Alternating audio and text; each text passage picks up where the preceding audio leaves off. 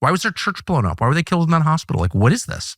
And there's not one person in the State Department who cares enough to get to the bottom of that question. The whole justification for all this, you just said it. These journalists get blown up. They were Hamas. Okay, end of conversation. And we don't consult them at all. We wait for the Israeli spokesman to tell us what reality is.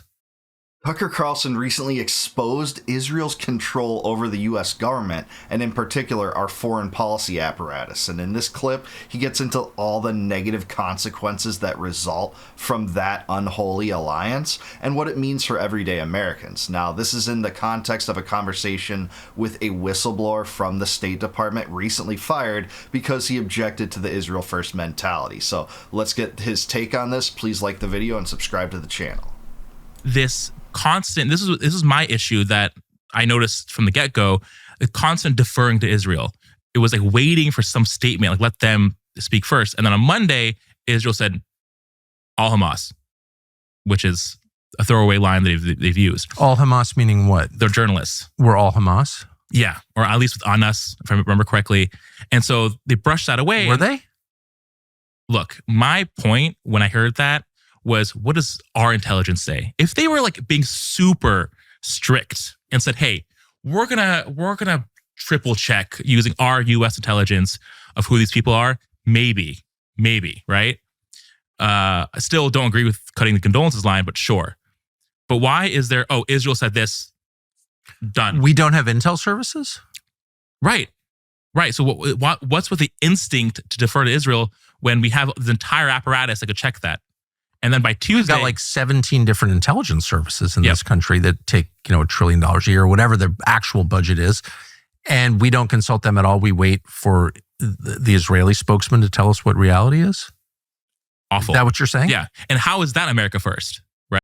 Yeah, no doubt. That is the deferential attitude toward Israel from the country, the United States, my country, headed by a criminal government that just, defers to Israel despite bankrolling Israel. You'd think we'd actually have some leverage over what Israel does, but it seems like it's more the other direction.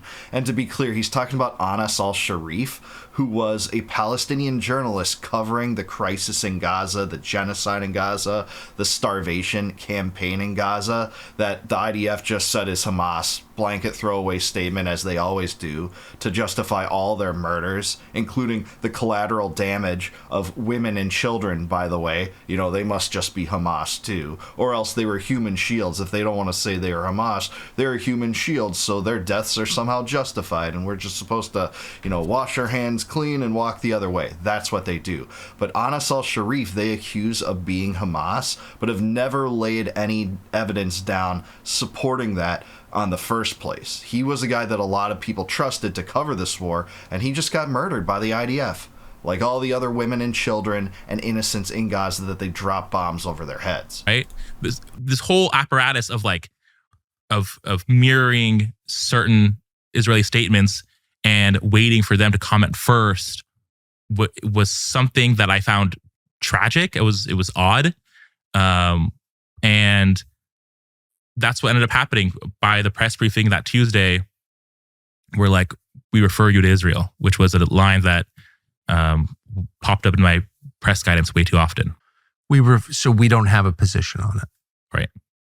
Right. And that came up on any topic that was somewhat sensitive or waiting for Israel to make a move. Does the State Department have any position that contradicts the position of the Israeli government that you're aware of? No, I think the closest, I think on for U.S. interests we do, but in our current policy and posture, we do not. This would be funny if it wasn't so sad and sick that U.S. policy is indistinguishable from Israeli policy, no matter how murderous it gets, how absurd and indefensible it gets in Gaza, not only in Gaza, but also in the West Bank. The strikes against the Houthi leadership assassination that barely broached the news the other day, when I'm pretty sure it would broach the news if, Keir Starmer was assassinated by Vladimir Putin. But in this case, we hear nothing because it's Israel and it's the Israel First mentality. This deferential attitude is indicative of the poison that is that Israel First mentality that pervades our foreign policy establishment. So Not one. the closest we Do you got. have any siblings? I do. Do you love them? I love them. Do you have any sticking points with them? Is there something you don't fully agree As on? any siblings do. Exactly. Yeah. Exactly. So loving someone or having an alliance with someone or even like sharing the same parents as somebody doesn't mean that you have to agree on every little point. And that's in a loving relationship, not the relationship that the U.S. should have with this murderous regime. And by the way, my criminal government is murderous for being complicit in it all and all the other catastrophes that they have launched in terms of foreign policy in my lifetime. Syria and Libya and Somalia and Yemen and Iraq and Afghanistan. The list goes on and on and on and on. It would be weird if you did. It would be weird. Yeah. Identical twins That's have a little odd. disagreed. This is getting a little weird. Why is there acting like this? It's very strange. And the closest we came, and there was no follow through, was when I actually liked the statement. It was on 1,000 other things I had personal issues, which was irrelevant. But Ambassador Huckabee, when there was like these Taliban attacks against the Christians in West Bank, he did put out a statement saying these attacks are unacceptable. We call on Israel to investigate. But there's no follow through, right? What do you mean? He had a statement that said, Oh, I remember it very well. There's no follow through, and like you're like, oh, that's a good statement. I'm like, wow. You can't attack Christians with U.S. tax dollars. Sorry. Yeah.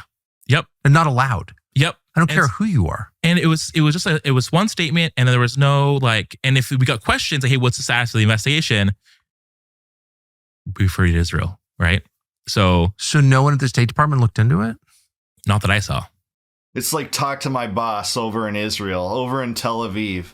You know, I don't know what I'm doing here in charge of the biggest foreign policy department in the world that bankrolls Israel. Talk to my boss over in Israel. It just doesn't make any kind of sense in a rational standpoint. This is the result of the powerful Israel lobby that is becoming more and more clear to so many Americans. Thankfully, more people are waking up to it. People on the right even are talking about it. Marjorie Taylor Greene's talking about it. Thomas Massey revealed on Tucker's show, about a year ago, that everyone has an AIPAC guy, a guy that follows them around, keeps them in line, voting in accordance with whatever Netanyahu wants in any given day. And people are starting to turn against this. Not enough that it's manifested in political changes and a diminishment in the power of the Israel lobby, but I hope it one day will. This is a majority Christian country, but nobody felt like that would be a good use of American tax dollars to find out what this was or ask anybody any questions. And that's the thing. Each time there's a call for investigation, a very rare opportunity that's in front of us, there's no follow through. You strong statement, we did the thing, and you don't hear about it for weeks and months. So there's no one at the State Department who cared. Look, I don't want to speak for the entire. I think there were people that cared. I think there are. Well, Christians. I cared. And look, there a are lot. There are civil servants or political appointees, foreign service officers that see all of this and they're concerned. But it's this style of constantly deferring to Israel that's at the forefront. So we can criticize up to a certain point. And it's awful because if we want Israel to investigate, then we should be following up and asking, hey, what happened in the investigation? I thought you were going to investigate. Where are the prosecutions? Who did all the who did damage? this and why? Yeah. Yeah, instead they sweep it under the rug and repeat the propaganda. Israel's just defending itself. It's the only democracy in the Middle East. Israel was just minding its own business, and all its Arab neighbors and the Palestinians just want to wipe it off the map. All this nonsense that's been shoved down the American throats time and time again, despite all the evidence right in front of our eyes to the contrary. But we'd never hear the follow up. So there's no, as far as you're aware, mechanism in the State Department because you've described a relationship that's unique. There's no other country in the world that has this relationship with the United States, and a lot of resources go into supporting that country. But there's no mechanism in the U.S. State Department to follow up on this. Look, in the public realm. Because I work as a press officer, right? So I'm always working with reporters and how the presentation. Those things matter. So if there was a system of following up, I didn't see it. It's possible. Personally, I kind of doubt it.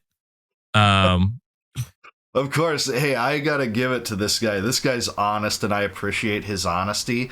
And, he was in a bad situation. Obviously, he expressed views that weren't conducive to his organization, but he's still being pretty charitable to some of his coworkers, it sounds like. But he's being honest, too. So, this guy strikes me as trustworthy right off the bat.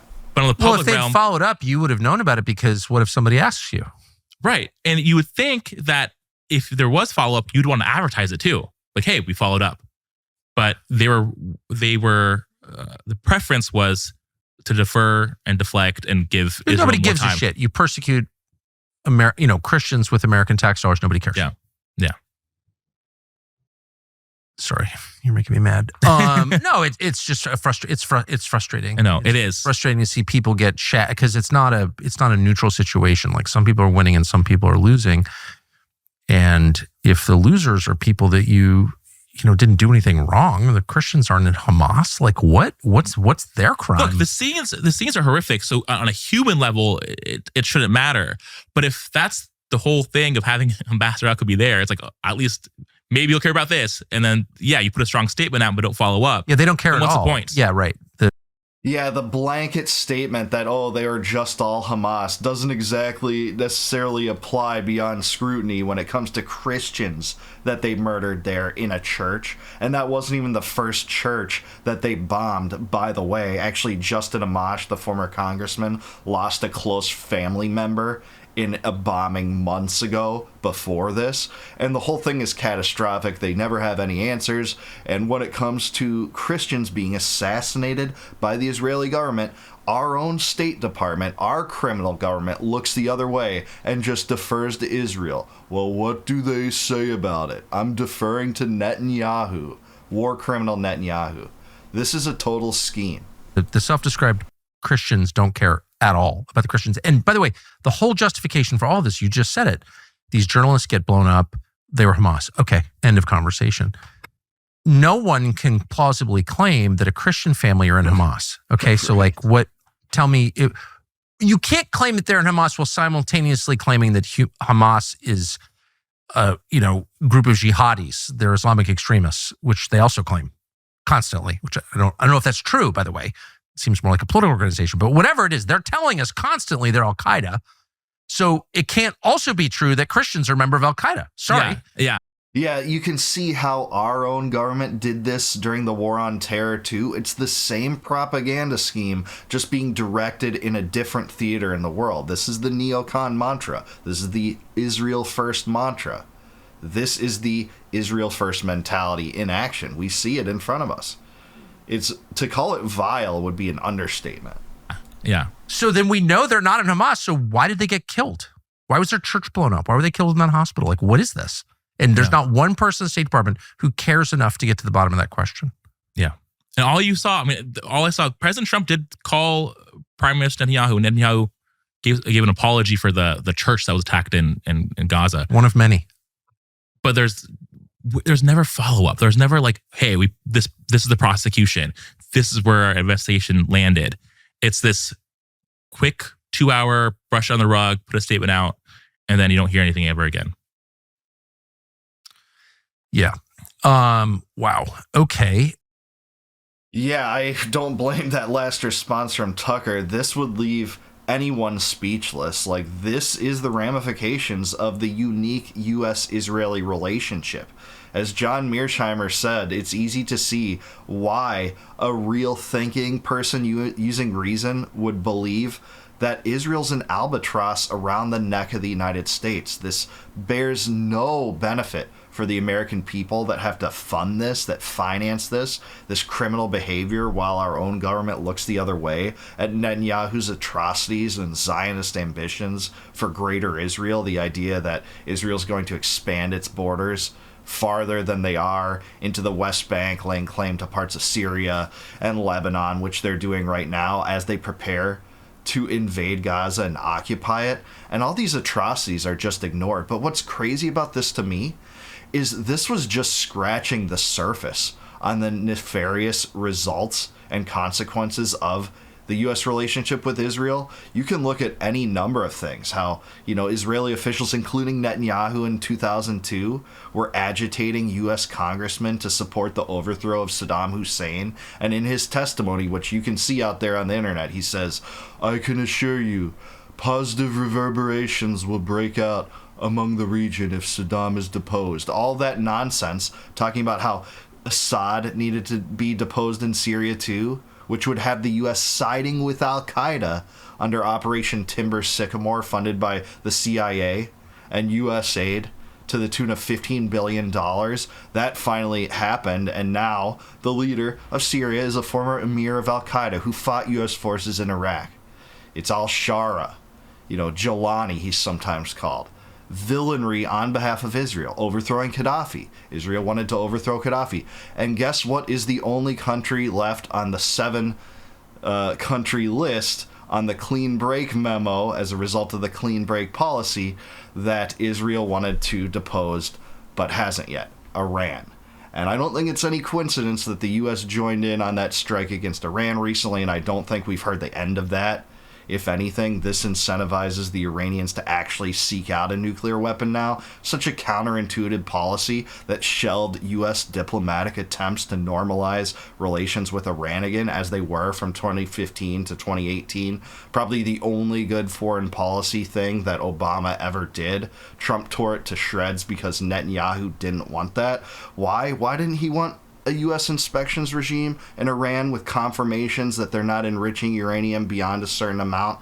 Is because it took the pretext of regime change off the table. That's what he's always wanted.